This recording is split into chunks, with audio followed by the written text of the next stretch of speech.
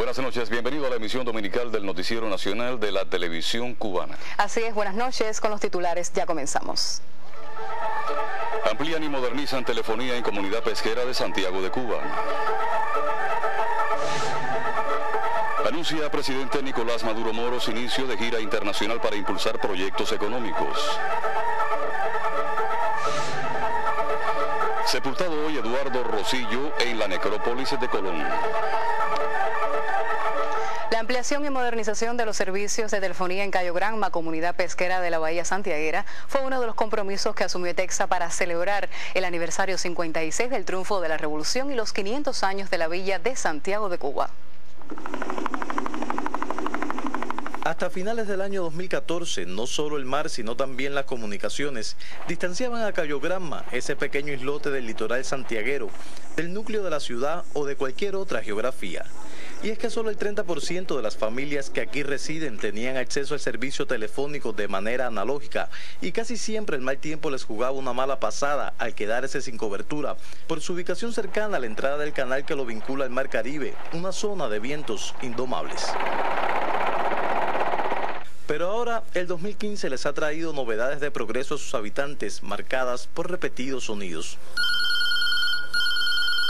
Y es que la entrega de 131 nuevos servicios telefónicos, además de la digitalización con fibra óptica submarina de las comunicaciones, afianza ese lema de ETEXA de permanecer en línea con el mundo. Y la falta que son porque aquí en el Cayo hace mucha falta un teléfono para comunicarse con la familia, con los amigos, con los vecinos. Yo me siento muy feliz porque he logrado tener lo que tanto he deseado, para poderme comunicar con mis hijos, con mi familia, con todo, con mis amistades, con todo.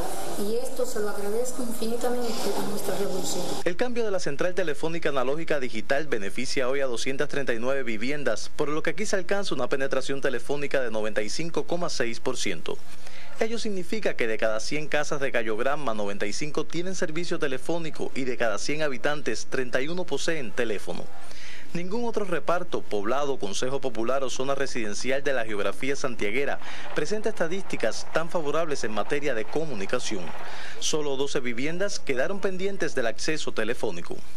La digitalización y ampliación de los servicios telefónicos en Cayo Granma ha sido uno de los compromisos asumidos por ETEXA para celebrar el aniversario 500 de la fundación de la ciudad de Santiago de Cuba, un aporte sustancial que les asegura a los moradores de este islote acercarse a tierra con un simple marcado de dígitos y con este sonido, ahora peculiar.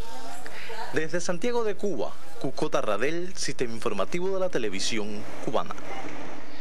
Como cada año, el pueblo camagüeyano rememoró este 4 de enero la entrada de la Caravana de la Victoria a la capital agramontina. La remembranza del hecho devino reafirmación del patriotismo de los lugareños y de su voluntad de continuar la obra iniciada hace 56 años atrás. Mientras el mes de enero se adueña otra vez del almanaque, la Caravana de la Victoria hace lo mismo con muchas de las principales calles y carreteras cubanas. La triunfal comitiva hizo su entrada en la ciudad de Camagüey cerca de las 4 de la tarde de este domingo 4.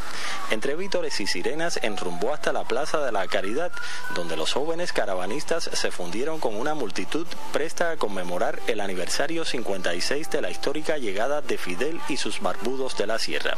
Durante el acto organizado para la ocasión se puso de manifiesto una vez más la valía del arte local, a la vez que afloró como siempre el patriotismo del pueblo de Agramonte.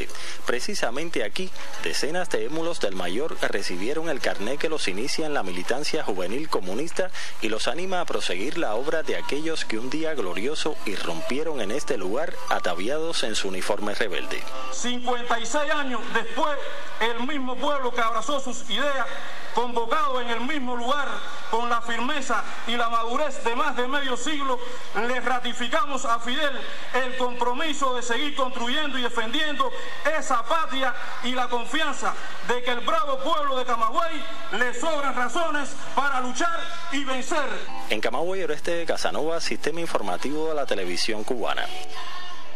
La condición de delegados al próximo Congreso de la Unión de Jóvenes Comunistas se le otorgó a los 5 héroes cubanos. La noticia se dio a conocer esta tarde durante la celebración en la ciudad deportiva de una gran fiesta de disfraces para festejar el aniversario 56 de la Revolución y el 10º Congreso de la UJC. Las 15.000 capacidades del Coliseo resultaron insuficientes ante la gran cantidad de público ávido de alegría y celebración. Eso es justamente la colmenita, expresión de los más genuinos atributos de la cubanía. Un espectáculo de hora y media hizo vibrar al auditorio con clásicos de la cancionística infantil más contemporánea como Maní, El Espantapájaros y Solo la Verdad. Tras la apoteosis que significó el popurrí bambanero, la Unión de Jóvenes Comunistas, en la persona de su primera secretaria, Yuniaski Crespo Vaquero, concedió a los 5 la condición de delegados de honor al 10º Congreso de la organización. Antonio Guerrero entregó a la colmenita otras 2 nuevas obras de su colección dedicada a la agrupación infantil y aseguró que esta es la emoción más grande de las últimas 2 semanas por la oportunidad de compartir con el futuro de la patria. También con vítores se anunció el cumpleaños de Alicia Hrabko, coordinadora del Comité Internacional por la Liberación de los 5, en coincidencia con el advenimiento del aniversario 56 de la Revolución, el motivo mayor de una fiesta que inicia este 2015 con los mejores augurios para Cuba y su gente. Melvin Joel, Sistema Informativo de la Televisión Cubana.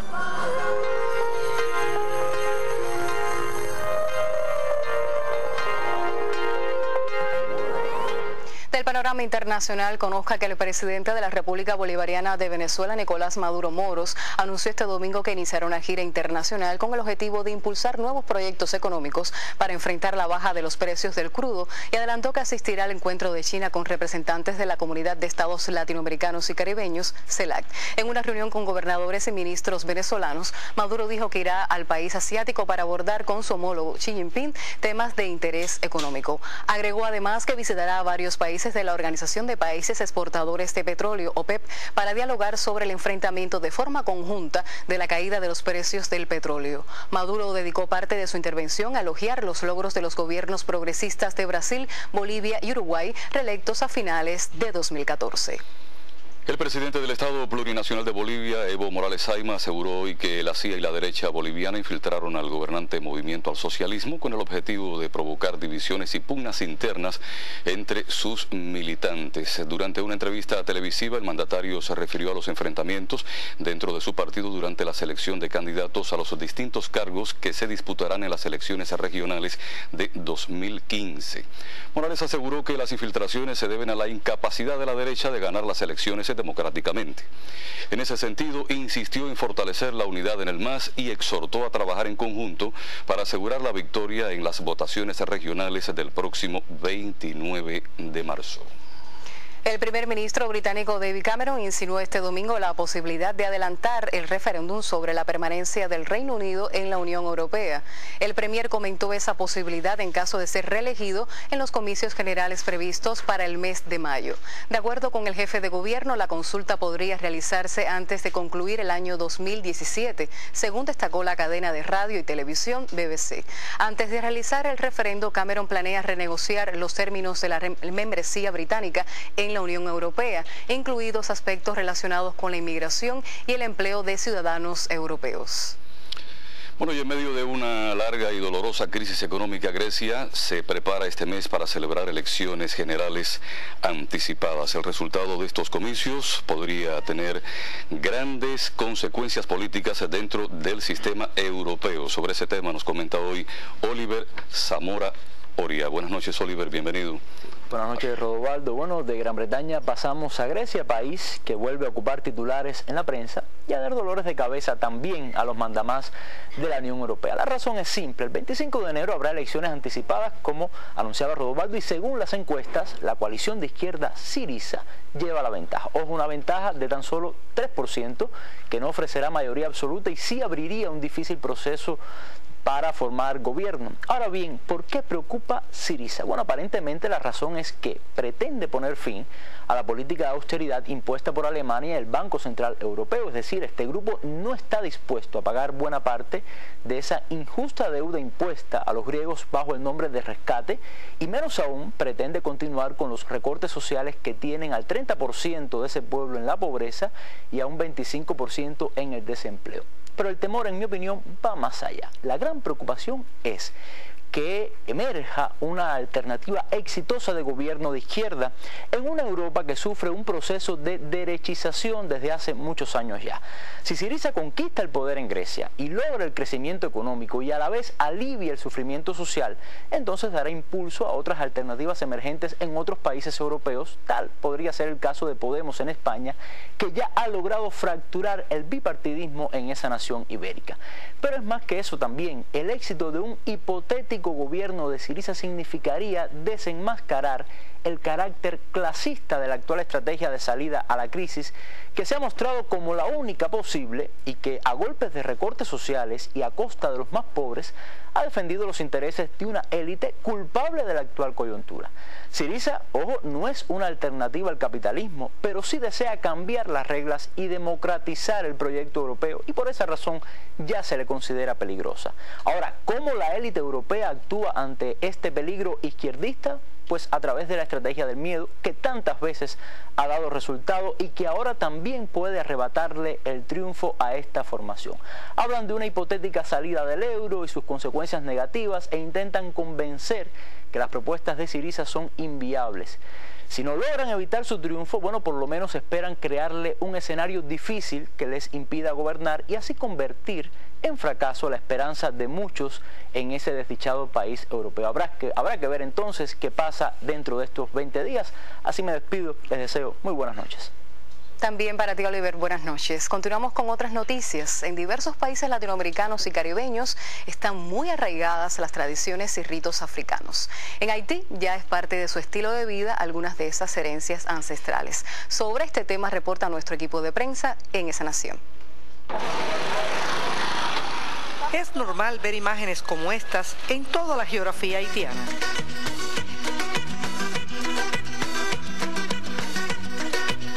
El ir y venir de las mujeres caminando y balanceando en sus cabezas, lo mismo con tenedores de agua que las palanganas llenas de mercancías diversas, es algo admirable. Usan los llamados top para ayudar a equilibrar los objetos.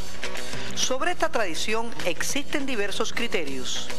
Algunos refieren que al llevar esas cargas se adopta un estilo de andar mucho más eficiente que el asumido por el que no está acostumbrado a llevar peso en la cabeza. Pero indiscutiblemente trae sus afectaciones tanto para las mujeres como para los hombres, que son la minoría en esta tradición. Y así nos los comentó un especialista en ortopedia. Este peso excesivo que ellos durante muchos años, incluso desde edades tempranas, ya ellos empiezan a realizar, creo que de alguna manera influye sobre todo en las tres principales articulaciones que se ven afectadas, que es la cervical, la columna lumbar y las articulaciones de la rodilla. Principalmente las articulaciones de la rodilla en pacientes femeninas, pacientes sobrepeso. También se afecta la cervical y la columna lumbar, lo que es un poco a mayor largo plazo. Las mujeres haitianas constituyen el 52% de la población, son la columna vertebral de la economía informal y también el soporte familiar. Seguro desconocen cuánto puede afectarle a su salud esas pesadas cargas en la cabeza. Para ellas y hasta para sus pequeños hijos ya son hábitos cotidianos. Esa costumbre forma parte de la cultura africana, de la que conservan hoy en sus entrañas rasgos muy firmes.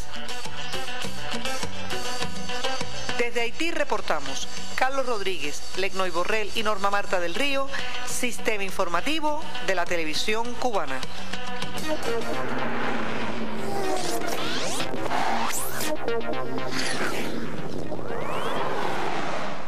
Buenas noches, momento para los deportes. El béisbol en Cuba emprendió este domingo su andadura de 2015 al iniciarse la segunda fase de la 54 Serie Nacional de Béisbol, en el cual 8 novenas lidiarán por conquistar los 4 cupos de acceso a la postemporada.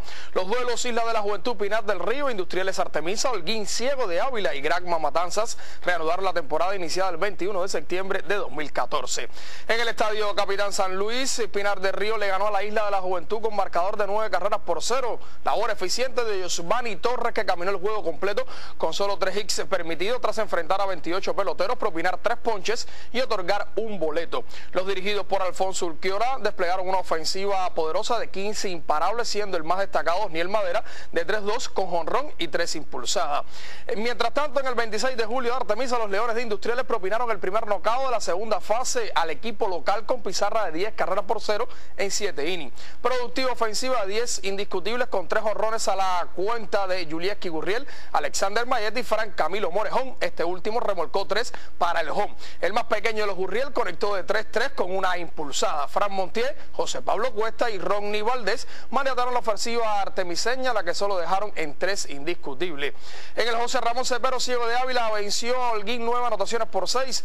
Los holguineros comenzaron impetuosos con 3 carreras en el segundo inning ante los envíos de Yander Guevara, al que le fabricaron otra más en el tercero para provocar su expulsión. Descontó una en la parte baja de ese capítulo los avileños para en el cuarto anotar 5 carreras y darle una vuelta al marcador. Todo esto ante los envíos de Jorge Luis Ruiz, que permitió 5 limpias en 3 2/3.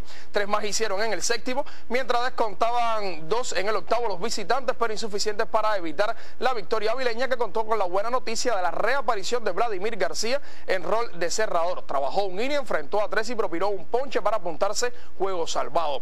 Mientras en el Victoria de Girón, los Cocodrilos de Matanza dejaron al campo a Granma 5 anotaciones por 4. Increíblemente, la carrera de la victoria la impulsó Yaciel Santoya por base por bolas otorgadas por el relevista Carlos Juan Viera. Los Salazares iniciaron de forma irrespetuosa el segundo capítulo con jonrón de Alfredo Despaine. Luego Alexander el Guerrero conectó triple para impulsar a Guillermo Avilés. Luego anotó tras sencillo de Carlos Benítez. En el tercero, Despaine volvió a desaparecer la pelota fuera de los límites para conseguir el segundo de la tarde ante los envíos de Sionel Pérez. 4-0 el marcador a favor del equipo visitante. Se mantuvo el encuentro hasta que poco a poco descontó el conjunto yumurino, logrando la igualdad en el octavo cuando Norbert González batió sencillo a la izquierda impulsando a Santoya. Lo gana Adrián Sosa y lo pierde Viera. La segunda fase del campeonato comprende 6 juegos entre las novenas enroladas, de manera que todas disputen 42 desafíos, cuyos resultados se adicionan a lo conseguido en la ronda clasificatoria para precisar cuáles avanzan a los playoffs. Con marca de 32 y 14, Matanzas lidera la carrera hacia los partidos de definición delante de Granma, Isla de la Juventud, Industriales y Artemisa. Del sexto al octavo puesto se ubicaron Ciego de Ávila, Pinar del Río y Holguín. Y así finalizamos los deportes. Les deseo pasen una feliz noche.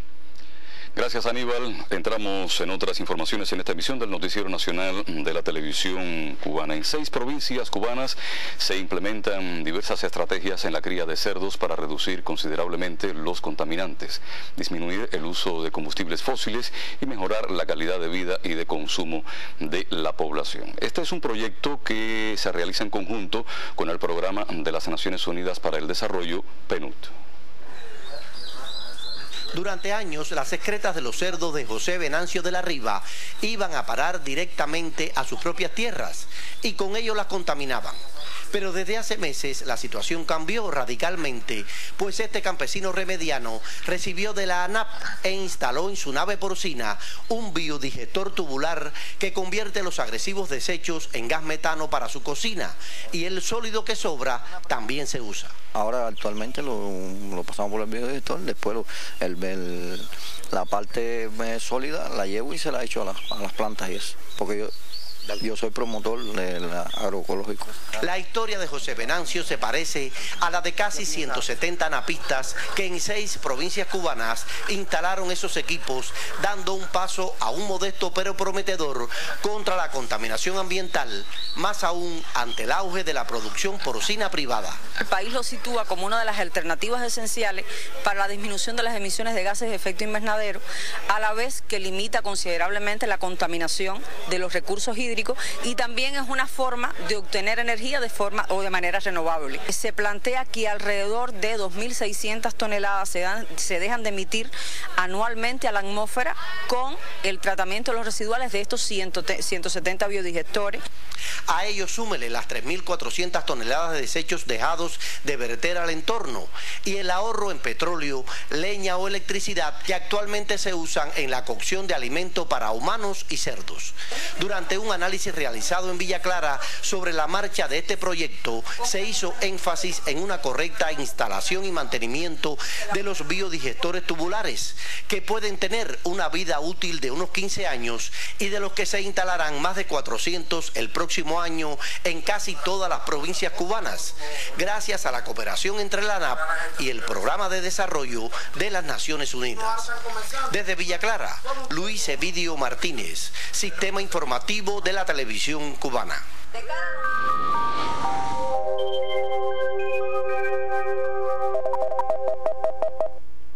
Buenas noches. Se mantienen las condiciones de buen tiempo dominando sobre todo nuestro país. Observen en la imagen de satélite cómo predomina poca nubosidad sobre todo nuestro territorio debido a la marcada influencia anticiclónica. Por otra parte, observen en el noroeste del Golfo de México el frente frío que avanzará lentamente, debilitándose y solo se aproximará al occidente de nuestro país a partir del jueves. Por lo tanto, se pronostica para mañana un amanecer con sol y algunas nubes en todo nuestro territorio y solo son posibles aisladas lluvias en el extremo norte oriental. La madrugada será algo fresca con temperaturas mínimas entre 20 y 22 grados Celsius. Por la tarde estará parcialmente nublado con escasas lluvias y solo habrá aislados chubascos hacia zonas de la costa norte oriental. Las temperaturas máximas se mantendrán elevadas con valores de 28 y hasta 32 grados Celsius en la porción suroriental. Los vientos soplarán del nordeste al este con velocidades entre 10 y 25 kilómetros por hora que llegarán a 30 kilómetros por hora en zonas de la costa norte. Se mantendrán las marejadas con peligro para las embarcaciones menores en la costa norte oriental y habrá oleaje en el resto de nuestros litorales. Para los próximos 3 días se mantiene baja probabilidad de lluvias, solo se incrementará algo la probabilidad de lluvias con aislados chubascos hacia zonas de la costa norte del occidente de nuestro país debido a la aproximación de este frente que se mantendrá sobre el estrecho de la Florida muy próximo a la costa norte y las temperaturas extremas se mantendrán elevadas y solo habrá un descenso a partir del jueves debido a la influencia de una nueva masa de aire. Esto es todo en cuanto al tiempo. Que tengan un feliz día y hasta mañana. Hoy fue sepultado en la necrópolis de Colón uno de los grandes de la locución cubana, Eduardo Rosillo, quien desde los micrófonos de Radio Progreso se ganó el respeto y la admiración de muchos y además fuera incansable promotor de la música y de los artistas cubanos. Este domingo se llevaron a cabo en La Habana las honras fúnebres del destacado locutor y hombre de la radio Eduardo Rosillo, una personalidad inolvidable de la cultura cubana, poseedor de una altísima maestría como comunicador y un estilo exclusivísimo en el arte de la locución. Rosillo deja una inolvidable huella en la radio, en la promoción de la radio cubana, particularmente en la radio musical. Yo empecé a trabajar con él sobre el año 68 y yo me considero que no hay otro locutor como él, porque no solo era su talento como locutor, sino que Rosillo era amigo, hombre, hermano, revolucionario. Todos sabemos que es una voz que simboliza la radio cubana, simboliza a Progreso y realmente quedará, su obra queda imperecedera, ¿no? en la historia de la radio cubana. Y sobre todo que aprendimos mucho de él. Rosillo era un conocedor, un investigador de la música cubana. Y de él aprendimos mucho. Yo fui alumna de Rosillo. Él nos daba clases de discoteca. Le llamaron así a la asignatura. Era realmente la clase del conductor de un programa musical que debía estar preparado y nos recomendaba siempre que teníamos que estudiar música, apreciación musical y estar al lado de los músicos, de los compositores, estar investigando constantemente. En lo particular lo siento como mi familia porque fue la persona cuando yo empecé en el año 1968 quien me apadrinó y a partir de ese momento yo era Rosillito para todo el mundo y lo he sentido mucho, pero también lo ha sentido la cultura cubana, principalmente la música, que pierde en la desaparición de Eduardo Rosillo a un promotor nato y defensor a ultranza de la música cubana. Natural de La Maya, en Santiago de Cuba, ciudad donde se inició como radialista, Rosillo dejó una huella de 4 décadas en Radio Progreso para el bien de la música y la cultura cubanas. Alfonso Roque para esta emisión.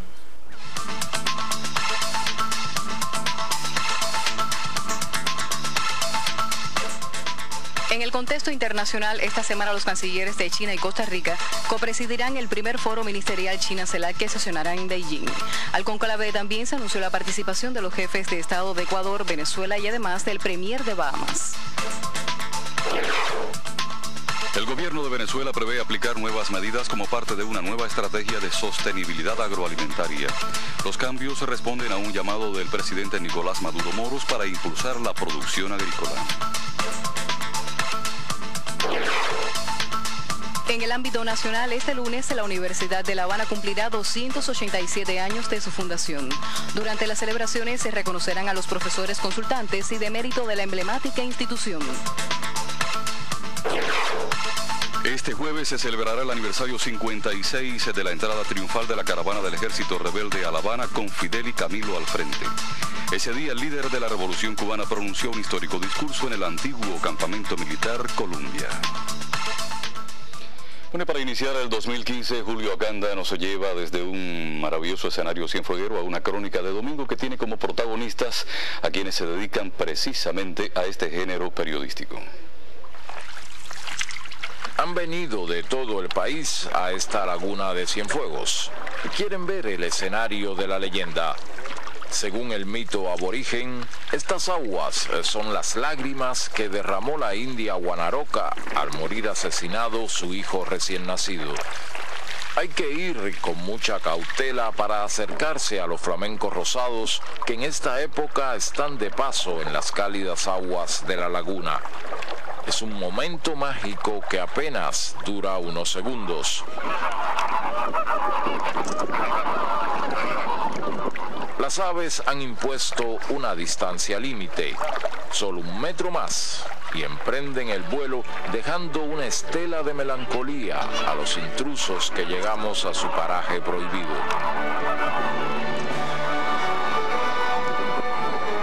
Ya de regreso en la orilla, a la sombra de los árboles, alguien trata de resguardar del olvido la experiencia de la laguna. Son cronistas de toda Cuba que desde hace casi una década han decidido reunirse en Cienfuegos todos los años.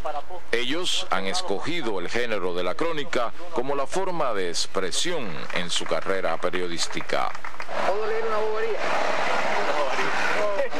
Los más jóvenes escuchan con avidez a la experiencia, pero tienen sus propios conceptos. Yo creo que es un género que conmueve y es una vía, ¿no?, para llegar a las personas, para ver a esas personas que normalmente no son conocidas o son menos favorecidas y sacarlos a la luz.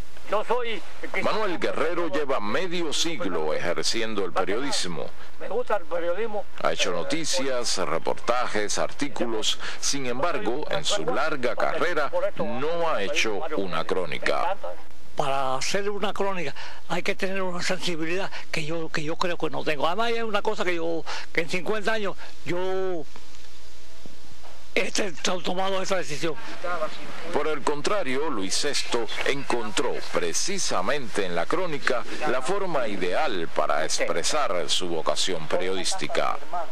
Como un artículo podría ser el género literario del pensamiento, la crónica es el género literario periodístico del sentimiento, de la emotividad, de ver las cosas desde sus perfiles más humanos. Comienza el año y los cronistas que han venido hasta estos parajes de Cienfuegos se saben artesanos que moldean las emociones con las herramientas del periodismo. Tendrán la misión de contar con sensibilidad, agudeza y honestidad la historia que vamos a vivir en los próximos 12 meses. Julio Acanda, Sistema Informativo de la Televisión Cubana. Y de esta manera concluye la presente emisión del Noticiero Nacional de la Televisión Cubana en su emisión estelar. Muchísimas gracias por su atención. Gracias y buenas noches.